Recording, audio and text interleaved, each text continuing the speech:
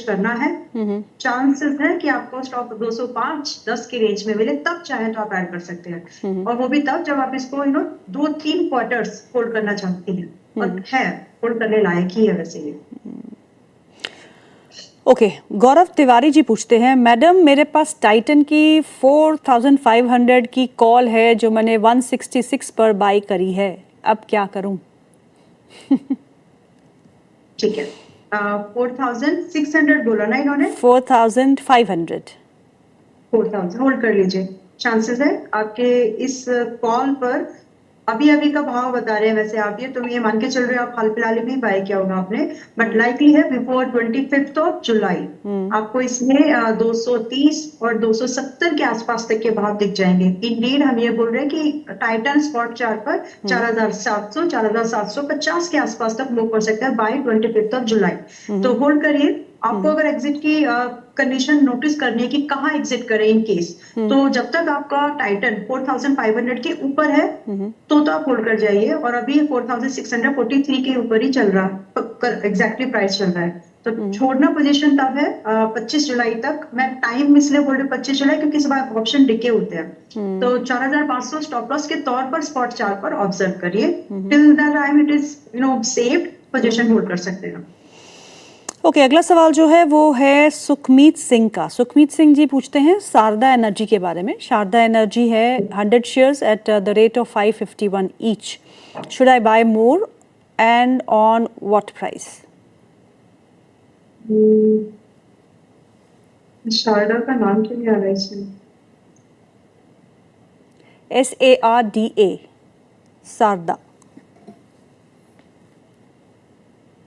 Yes, thank you. पूर्ण इनकी buying कितने की है? 551, लॉस में है। ओके, देखिए ठीक है, बट स्टिल एनर्जी के सभी स्टॉक्स अभी एक ही जैसे चाल नहीं चलेंगे। वो समय अलग था, दिसंबर वाला समय जो था वो अलग था। फिलहाल के लिए you got to maintain stop loss.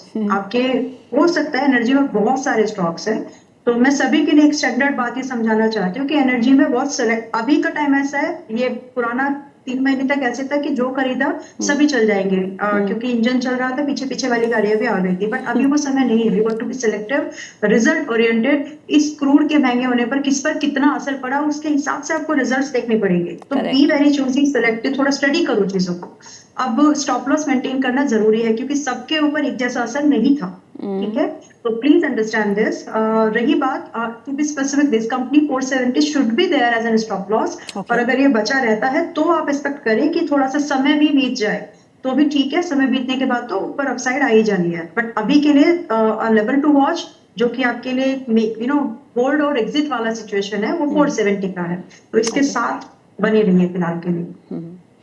अगला सवाल HDFC बैंक पे है और हैंडल जो है वो बैड लक के नाम से है। मैं तो ये आपसे रिक्वेस्ट करूंगी कि आप अपने हैंडल का नाम जरूर चेंज करें क्योंकि आपने बैड लक रखा है तो फिर बैड लक ही होगा। सो अगर आप गुड लक रखेंगे और अच्छा नाम रखेंगे तो हो सकता है कि आपके जो ट्रेड्स हो वो भी अच्छे हो।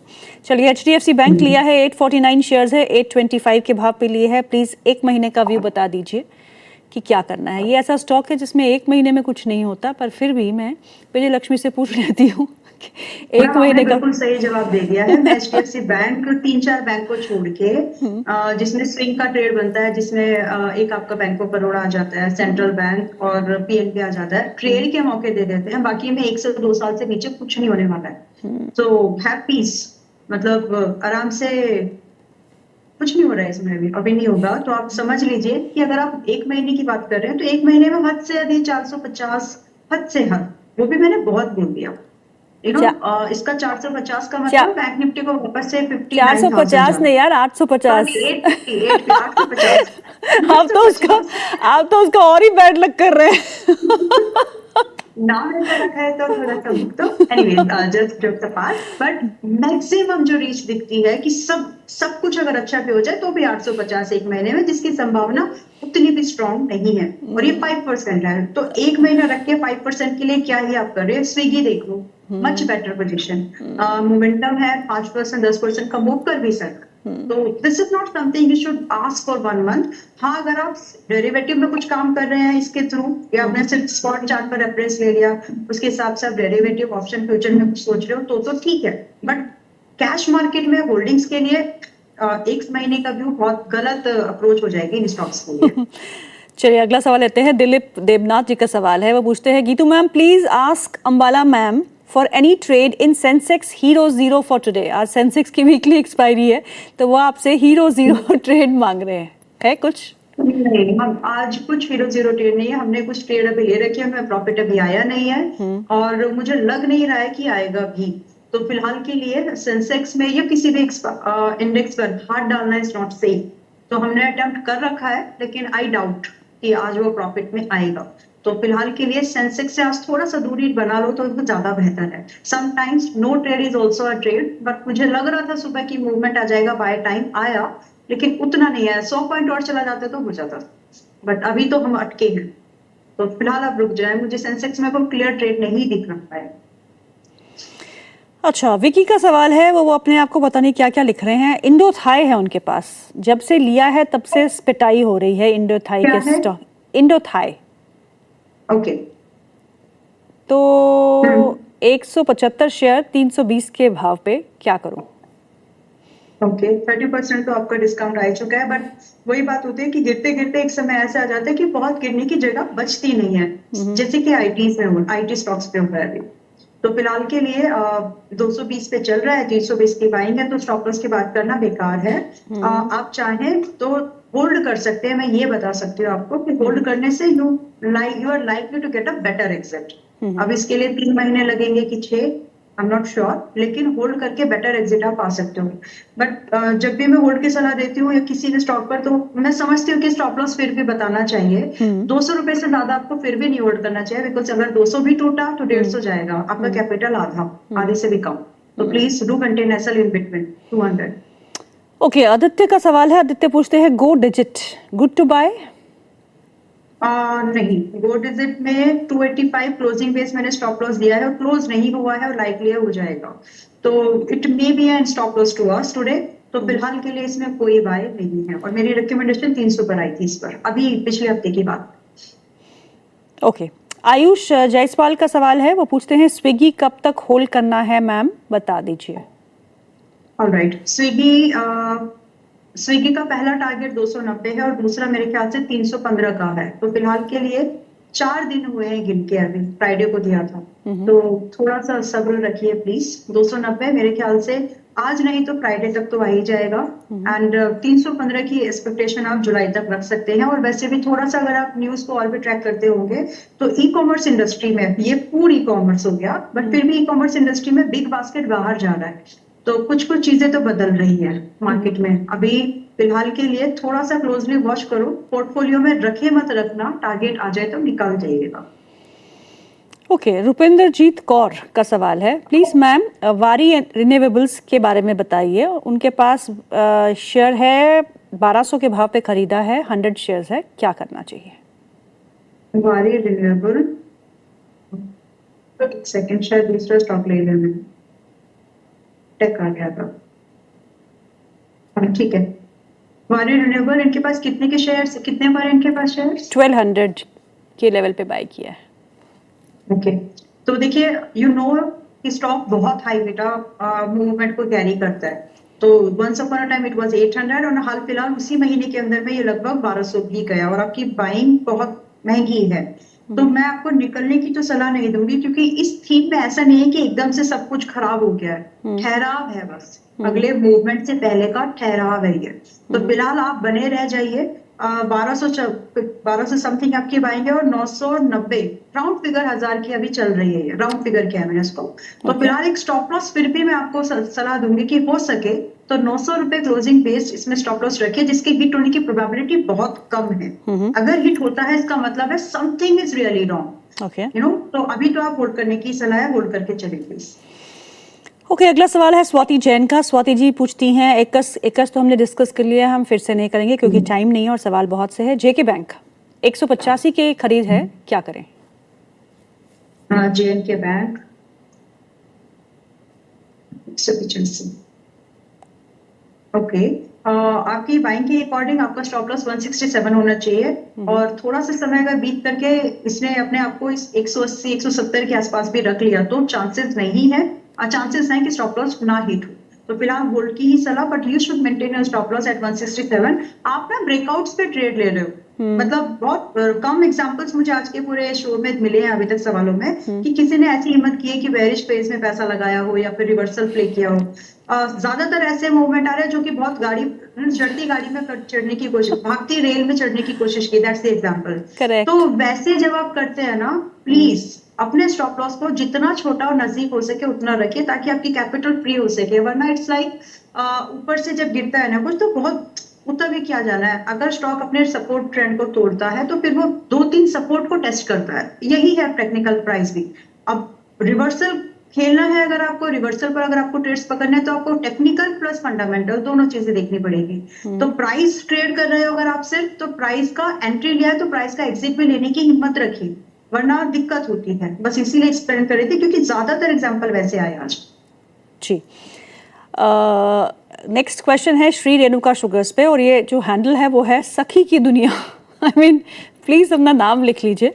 सखी की दुनिया वाले पूछ रहे हैं कि श्री रेणुका शुगर मिल पर आपका व्यू क्या है। 27 रुपीज़ 85 पैसा पे मेरी खरीदारी है, 12,000 शेयर है क्वांटिटी, सो मुझे क्या करना चाहिए?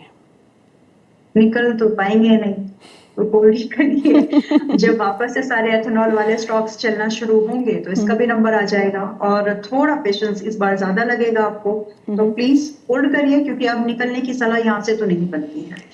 और 22 रुपए 54 पैसे पर है, और 16 जुलाई को मैं ये बात बोल रही हूँ, अगर आपसे हो पाए तो आप 20 रुपए क्लोजिंग पे स्टॉप लो, जो कि 10-12% यहाँ से दूर है। अगर आपसे मैनेज हो जाए तो उसको मेंटेन करें। चलिए, अगला सवाल तनुश्री का है। तनुश्री पूछती है BHEL के टारगेट क्या हो सकते हैं? आज नतीजे भी हैं BHEL के। या वेरी गुड। तो BHEL का जो टारगेट पहला देख करके ऑलरेडी वो 440 है। बहुत गुंजाइश है, जुलाई तक आ भी जाएगा। तो आप लोग हैं, अब आपने टारगेट पूछा है तो मैं ये मान के चल रही हूँ कि आपने वो सुना होगा कहीं ना कहीं कमेंट्री, जहाँ पर 390 400 के पास रिकमेंडेड है। हाल फिलहाल वाली, पुरानी की बात नहीं कर रहे अभी, बट 440 का पहला टारगेट है। यहाँ आए तो आप ट्रेडिंग भी कर सकते हैं, और स्विंग ट्रेड कर रहे हैं तो बुक भी कर सकते हैं। तो दो व्यू है यहाँ पर। 440 स्विंग ट्रेड का टारगेट है जो बाय जुलाई दिया है आप लोगों को, और 470 ऐसा टारगेट है जो कि आपको अगर बाय दिसंबर तक होल्ड करना चाहें तो होल्ड करने में कोई प्रॉब्लम नहीं है।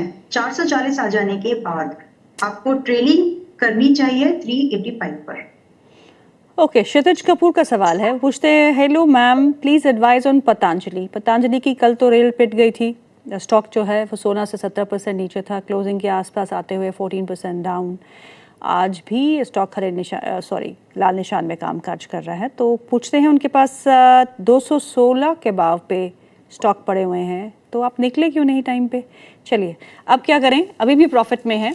216 पे लिए हैं उन्होंने, 346 का भाव है कल के शार्प फॉल के बाद भी। अब आप क्या सलाह देंगे?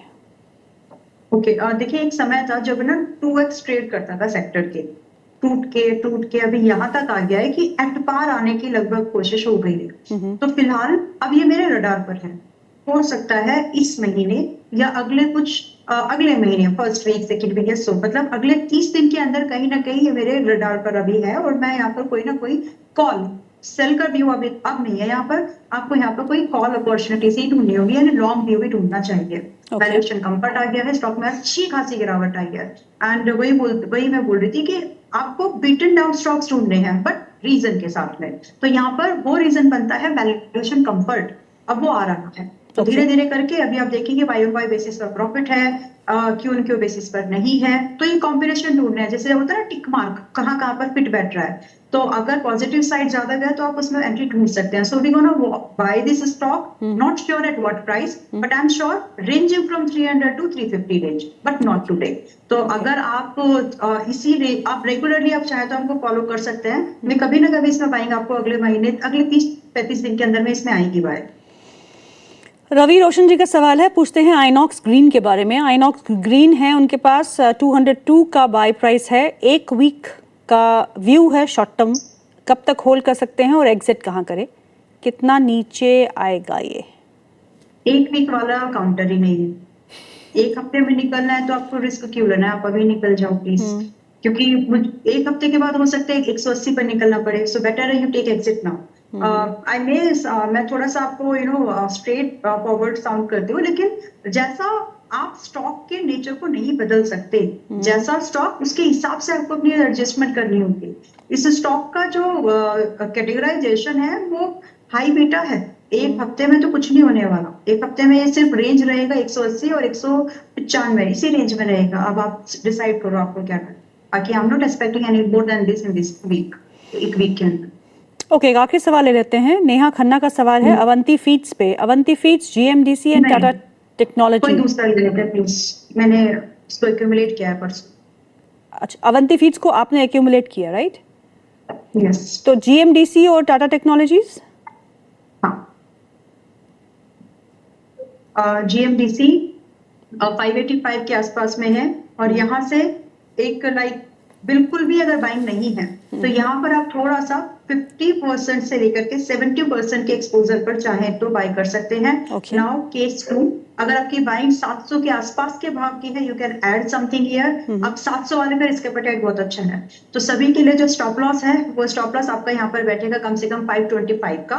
और जो अभी 50 से 70% के बीच में बाय कर रहे हैं, फर्दर इसमें डाउन पर जाकर एवरेज मत करिए, हो सके तो प्रॉफिट पिरामिडिंग कीजिएगा 620 के ऊपर। उस केस में आपका स्टॉप लॉस 525 दोनों केसेस में रहेगा। जो भी लोग पहले से बाय करके हैं या जिनका सवाल अभी आया, आपके जो टारगेट बनेंगे कम से कम स्टार्ट होंगे 730 से 850 के। और ये जो डिस्कशन हुआ है पूरा, ये करीब करीब 3 क्वार्टर से लेकर के 6 क्वार्टर्स का है। तो शॉर्ट टर्म वाली बात यहाँ पर कुछ भी नहीं है। ओके, चलिए इस प्रोग्राम को यहीं समाप्त करते हैं, लेकिन मैम से कॉल नहीं लिया। आपके रडार पे कौन से शेयर हैं?